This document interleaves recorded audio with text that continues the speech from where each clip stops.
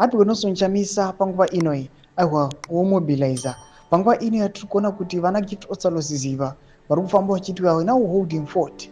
Panguva ino yatiri kuona kuti aiwa nguva iri kusvedera vanhu vakatarisira ma2028 elections kunyange zvavo pane maspeculations ekuti aiwa agona kukanzurwa, but panguva ino tiriona malieutenant Nelson Chamisa vachitanga kumobiliza nzvimbo dzakasiyana-siyana, especially muMashonaland West.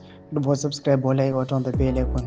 Osaloziziva vanoposta mupictures amuri kuona ayo aiwa vakaunganidza ruzhinji vanyatsoratidza kuti aiwa they are interested aiwa vachurch associate aiwa nema-allies aadvocate Nelson Chamisa vana vamudanyira chiti deep in Mashonaland West, solidifying the ground for a social democratic alternative.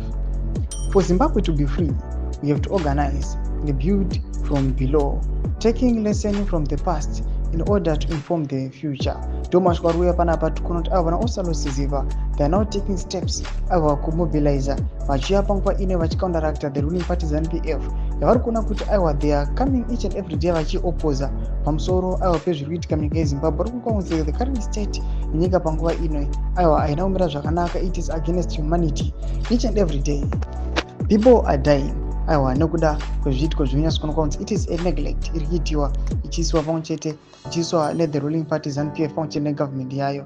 Imbotidza mafungiro enyu muri kudii pamusoro pechiitiko ichi? Pationa kuti panguva ino yatinoona kuti vana Bomshogeza is they are mobilizing. Tichiona vanhu vakaita sana VP Constantino Chiwenga the ruling party, they've now put an end to the 2030 agenda. Vakauya panguva ino vava nemafactions ari kuopoza the 2030 agenda pamwe chete mutungamiri wenyika. Tunze mafungiro enyu muri kudii pamusoro pechiitiko ichi? Pina comment section yedu mudzi mafungiro enyu. Subscribe or like, hit on the bell icon.